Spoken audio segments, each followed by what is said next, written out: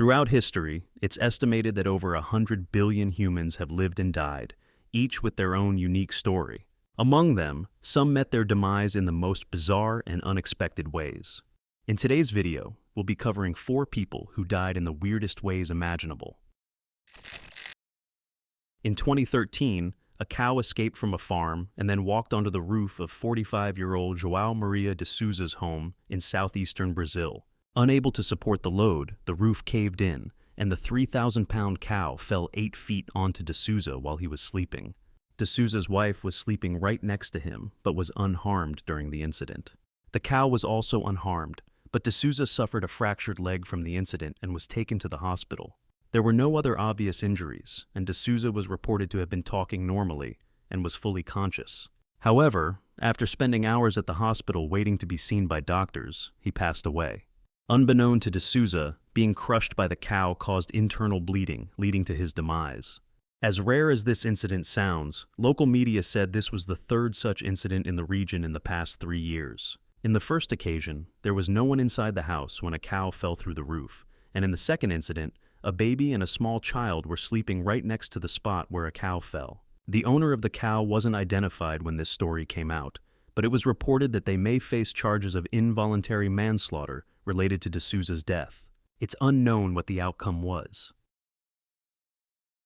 On July 30th, 2005, sisters Mildred Bowman and Alice Wardle checked into the Levante Club apartments. They laid on their fold-up beds and took an afternoon nap. As they were both sleeping, the heavy frame of the fold-up beds was torn from the wall and collapsed on top of them, trapping them inside. They were due to meet Alice's daughter, husband, and 2 children the next day, but they never showed up. It was then that their relatives began to panic, and they searched for the pair for days, all while the 2 were slowly suffocating in the darkness. The rooms are cleaned on Mondays and Thursdays, but when the cleaner tried to gain entry to the room on Monday, he couldn't get in because the door was locked from the inside.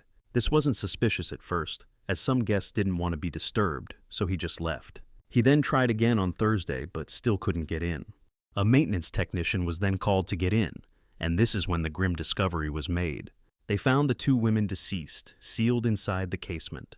A post-mortem examination showed that the 2 women died sometime between 11 p.m. on Wednesday and 2 a.m. on Thursday, meaning they were trapped inside for around 4 days before dying to a slow and agonizing death.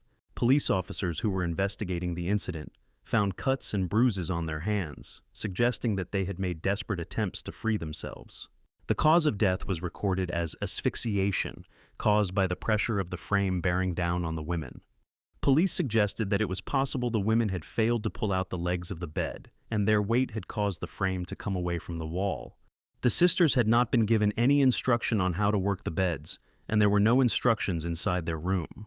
It was found out that the screws and plugs on the bed's wall storage weren't fitted correctly, and that the screws were the wrong size for the wall plugs. The family brought legal action against the resort, but more than 3 years later, a Spanish court cleared the resort bosses of any criminal wrongdoing, ruling the sisters' deaths as an accident. 37-year-old Anthony Hensley worked for a company called Knox Swan and Dog, which used swans and dogs to keep geese off properties. On April 14, 2012, he was at a condominium complex in Cook County, Illinois. Anthony was in a kayak on the condo's retention pond, checking on the animals, when one of the swans attacked him, causing him to fall out of his kayak and into the water. He was unable to get back into the kayak as it was now facing upwards. He attempted to move toward the shoreline as he was being attacked by the swan, but he was having trouble keeping his head above water. He resurfaced a couple of times, but ultimately remained underwater and never came back to the surface. Although Anthony was an excellent swimmer, his father said he was wearing heavy clothes and boots that weighed him down, further leading to difficulties. Emergency crews arrived at the scene and pulled the father from the water and attempted to save him. He was taken to the Advocate Lutheran General Hospital and was pronounced dead at 8:16 a.m. An autopsy ruled that Anthony's cause of death was an accidental drowning. If you guys enjoyed this video and want me to make another one, let me know in the comments down below.